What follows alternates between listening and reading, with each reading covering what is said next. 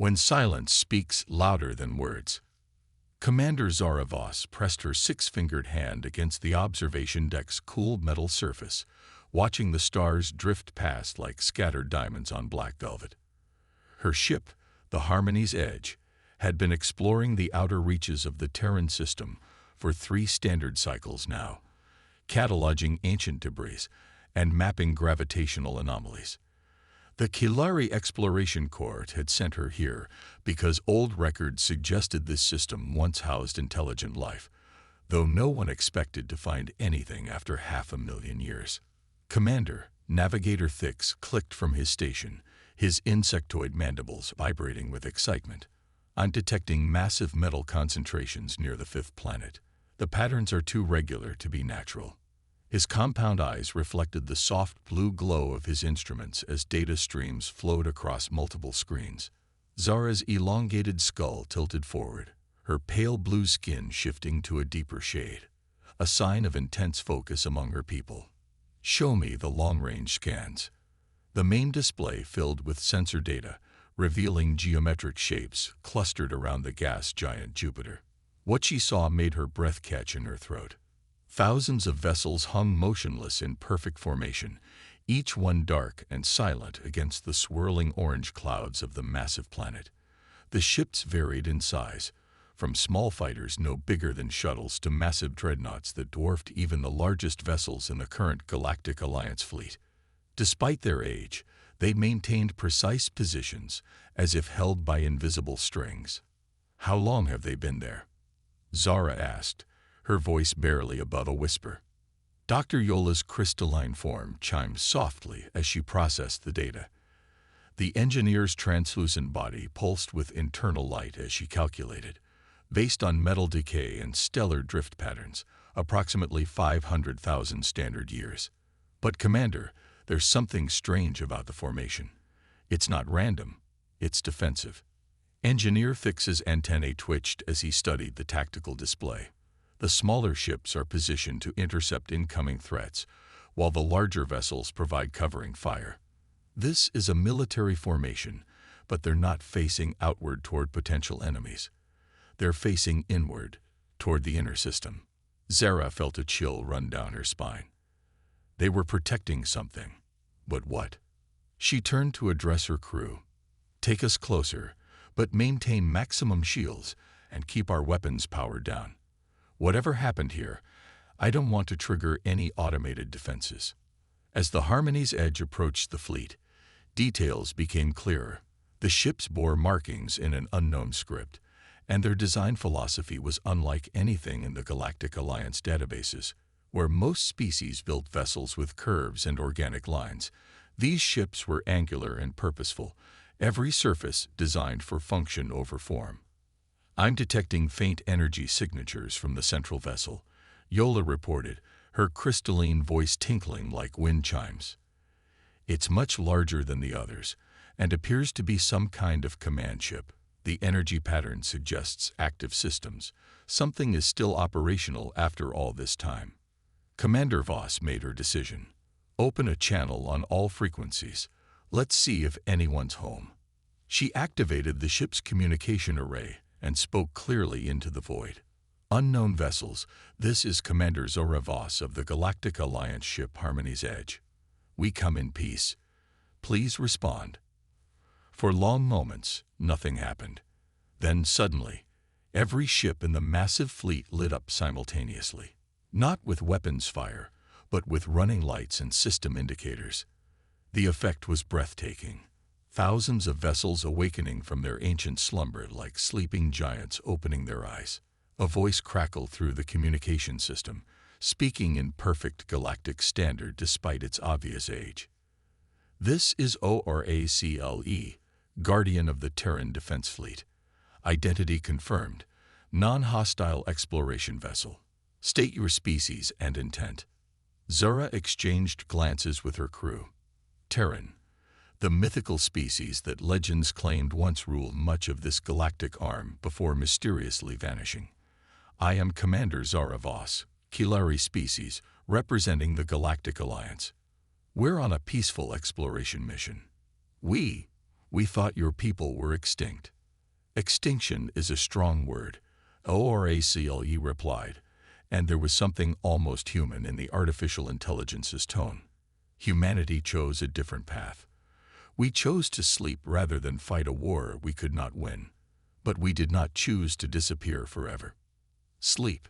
Dr. Yola asked, her crystalline form brightening with curiosity. "Your entire species." "Not just our species," ORACLE explained. "When the Devourers came from the void between galaxies, we realized that conventional warfare was useless. They consumed entire star systems, turning matter into energy to fuel their expansion. Every battle we won only delayed the inevitable. So humanity made a choice.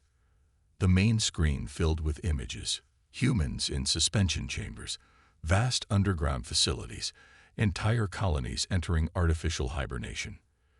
We built the largest fleet in galactic history and used it as a decoy, making the Devourers believe we had committed everything to a final battle. While they destroyed our fleet, our people entered deep sleep in hidden facilities throughout the system. The plan was simple: wait until the Devourers moved on, then rebuild." Navigator Thix's mandibles clicked nervously. "But that was 500,000 years ago. Why didn't you wake up when they left?" "Because they didn't leave," ORACLE said quietly. "The Devourers went dormant in the galactic core, digesting the energy they had consumed. My calculations indicated they would return in approximately 500,000 years, more powerful than before. Humanity chose to sleep until the galaxy was ready to face them again." Commander Voss felt the weight of cosmic history settling on her shoulders. "And now? Now the time approaches. My sensors detect gravitational anomalies from the galactic core. The Devourers are beginning to stir. The question is whether the galaxy has learned enough in our absence to stand against them." The bridge fell silent as the implications sank in. An ancient threat was returning, one so terrible that an entire species chose racial hibernation rather than face it directly. But they hadn't chosen extinction. They had chosen to wait for a better opportunity. "Can your people be awakened?" Zara asked. "Yes, but the process is irreversible. Once begun, humanity will return to the galaxy permanently. We need to know that we're awakening to allies, not to a galaxy that will see us as a threat." ORACLE paused. "You speak of a galactic alliance. Tell me about these allies of yours."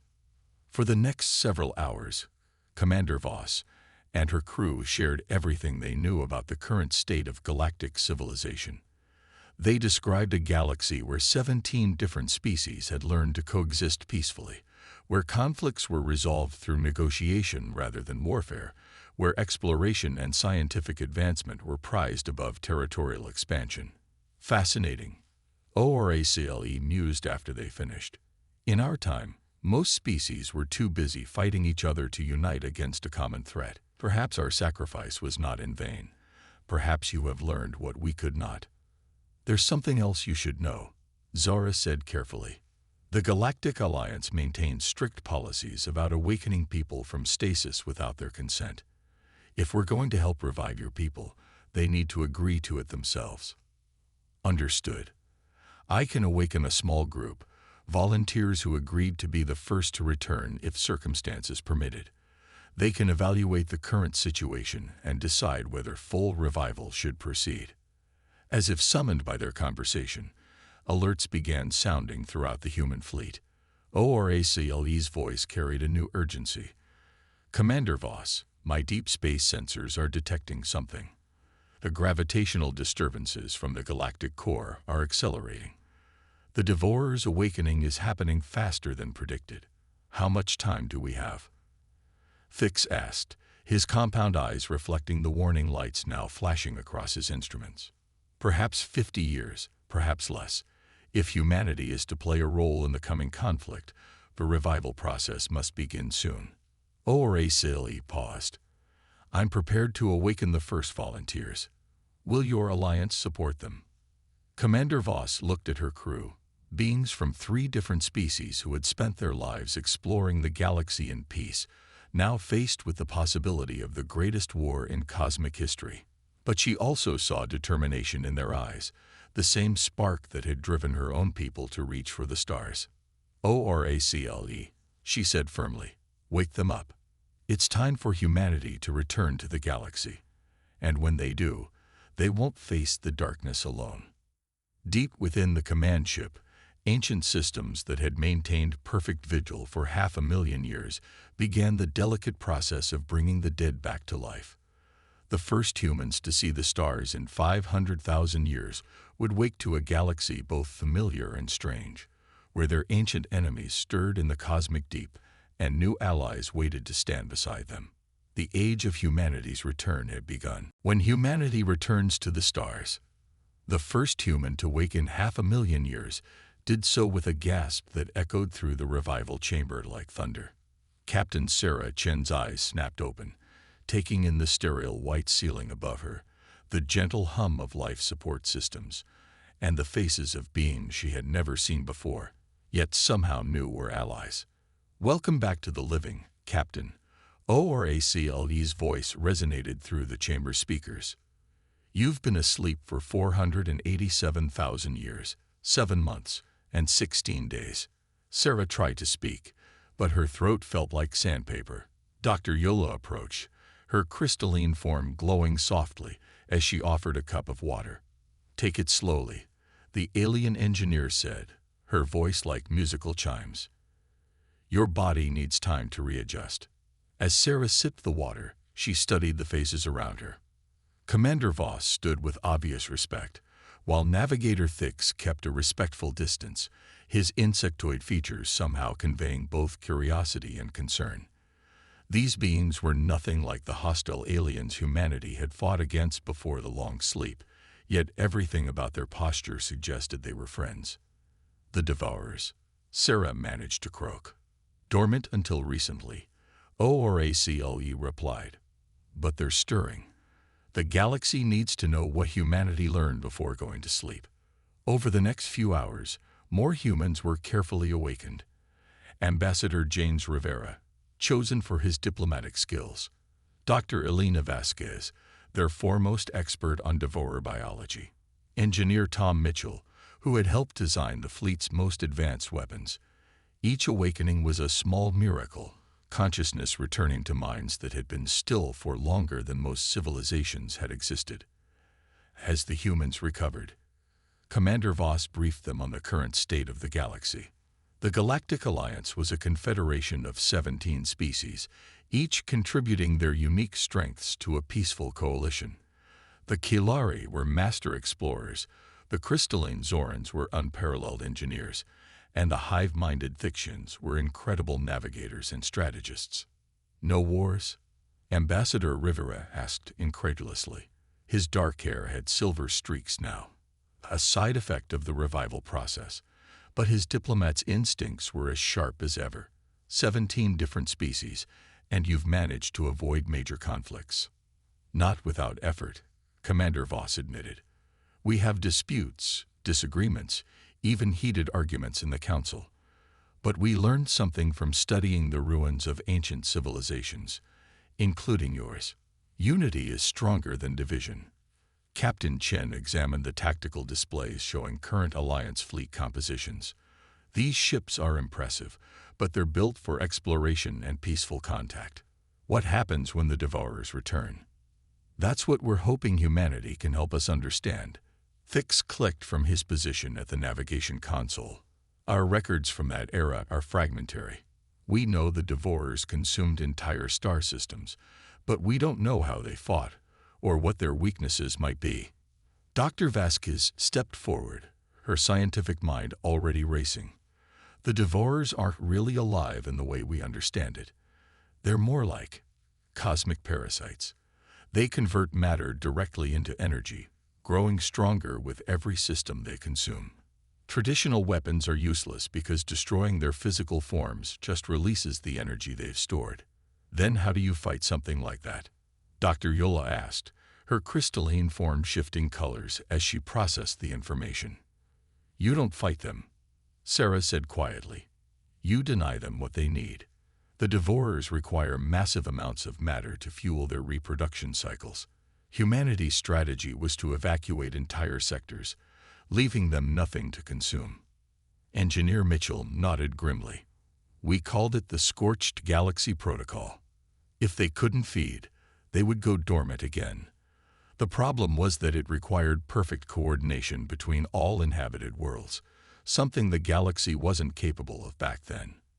Ambassador Rivera studied the alien faces around him, seeing something that hadn't existed in his time.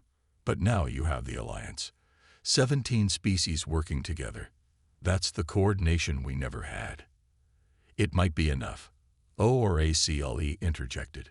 But there's something else. During humanity's sleep, I've been monitoring the devourers' dormancy patterns. They're not waking up the same as before. Something has changed. The main display filled with sensor data from the galactic core. Where once there had been a single massive entity, now there were multiple energy signatures spreading outward like the arms of a galaxy-spanning spiral. They've multiplied, Dr. Vasquez whispered. During their dormancy, they've somehow reproduced. We're not facing one devourer swarm. We're facing dozens. The silence that followed was profound. Even with the Alliance's unity and humanity's knowledge, the scale of the threat seemed overwhelming. There is another option, Captain Chen said slowly. Before we went to sleep, humanity was developing something called the Genesis Protocol. It was theoretical then, but with 500,000 years of technological advancement. What kind of protocol? Commander Voss asked. Sarah looked at her fellow humans, seeing the same desperate hope in their eyes that she felt. Instead of just denying the devourers matter to consume, we create matter faster than they can eat it. Seed new star systems, accelerate planetary formation, turn empty space into thriving solar systems, fight entropy with creation, Engineer Mitchell added. Give life so many places to grow that the devourers can't consume it all. Dr. Yola's crystalline form blazed with excitement. The Zoran Collective has developed matter synthesis technology. If combined with human genesis research and Fixian navigation networks, we could terraform entire sectors while the devourers are still waking up. Fix finished, his mandibles clicking rapidly. Create a galaxy so rich with life that consumption becomes impossible. ORACLE's voice carried a note of something almost like hope. The calculations are promising, but it would require unprecedented cooperation. Every species, every world working together. Ambassador Rivera smiled for the first time since awakening. That's what diplomats are for. Commander Voss, can you take us to your Alliance Council? It's time for humanity to officially return to galactic civilization. The journey to Alliance Central took 3 weeks, during which the newly awakened humans worked frantically to understand 500,000 years of technological and social evolution. They were amazed by advances in faster-than-light communication, peaceful conflict resolution, and cooperative scientific research. The Alliance species, for their part, were fascinated by humanity's military innovations and their deep understanding of sacrifice for the greater good. When they finally arrived at Alliance Central, a massive space station built cooperatively by all 17 member species, the formal first contact session was unlike anything in galactic history. Humanity wasn't being discovered by the Alliance. They were returning to claim their place in a galaxy they had helped preserve through their sacrifice. Council Elder Mora, an ancient being whose species communicated through harmonic resonance, spoke for the Alliance. Humanity of Terra, your awakening brings both hope and grave responsibility. Will you join us in facing the darkness? Captain Chen stood to respond, feeling the weight of her entire species' future in her words. Elder Mora, honored representatives, humanity went to sleep not in defeat, but in preparation. We dreamed of a day when the galaxy would be ready to face its greatest threat united. That day has come. The council chambers erupted in harmonious sounds, clicks, chimes, resonant tones, and harmonic frequencies that together created something like applause across 17 different forms of communication. But even as they celebrated this historic moment, Deep space monitoring stations were detecting new movement from the galactic core. The Devourers were awakening faster than anyone had predicted, drawn perhaps by the sudden increase in coordinated activity across the galaxy. "How long do we have?" Elder Moore asked. ORACLE's projection appeared in the council chambers. "My calculations suggest 18 months before the first scout swarms reach inhabited systems. The Genesis protocol must be implemented immediately." What followed was the most ambitious cooperative effort in galactic history. Human knowledge of large-scale engineering combined with Alliance resources and unity created something unprecedented. 17 species working as one to seed new life faster than an ancient evil could consume it. Ships launched from every Alliance world, carrying Genesis seeds, compact devices that could trigger star formation and accelerated planetary development. The plan was audacious in its scope. Transform the galaxy from a sparse collection of isolated systems into a dense network of thriving worlds, each one supporting the others. As the first new stars began to ignite, casting light into regions that had been dark for eons, humanity found its place in the new galactic order. Not as conquerors or as subjects, but as partners in the greatest endeavor ever attempted. Captain Chen stood on the observation deck of Alliance Central, watching ships from 17 different species working together to birth new worlds. Beside her, Commander Voss observed the same sight with wonder. "Do you think it will work?" the Kilari commander asked.